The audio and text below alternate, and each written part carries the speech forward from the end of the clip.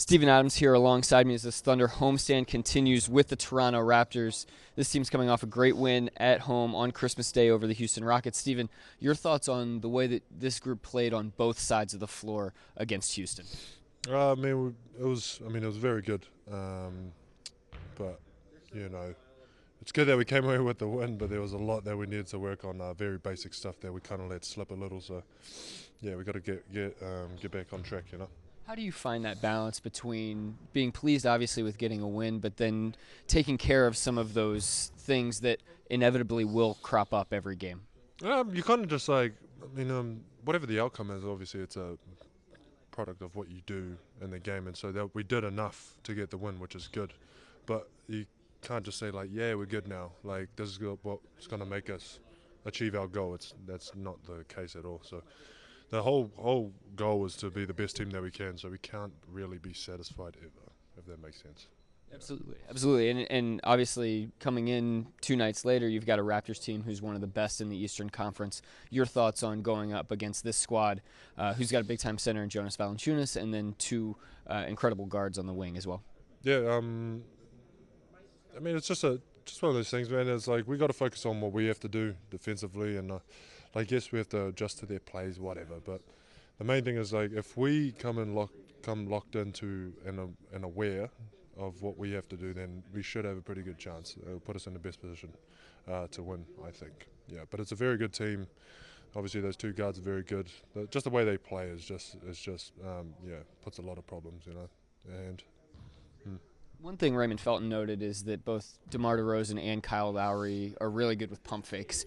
How hard is it when they get into the lane or when they're trying to create from the outside to stay disciplined and stay down on their pump fakes? Yeah, it's a tough thing because it's easy kind of when you're like in front of them, but the tough ones is when you're a step behind. And then they throw a pump fake because that's when you're more likely to jump because you feel like you're in trouble. Does that make sense? So then you'll jump. So those are the tough ones. But again, it's just staying in the moment, like and understanding what player that you're guarding, really. It ain't just them two. It's Valanciunas as well. He's got a weird pump fake, but it's so slow that it's very, it makes everyone quite gullible to it, So, yeah. Sounds like the key then is just being in position early and ahead of time so you're not onto the side of them or behind them in general. Yeah, it's a tough thing, though, to be there early because you do have to help your teammates.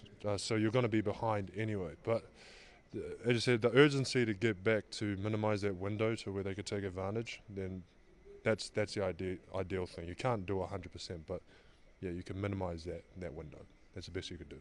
One thing I want to talk to you about on offense before I let you go is early in games, you're getting to the rim, scoring, and it seems like teams are trying to shut that off. You're able to distribute and pass the ball on to the next spot.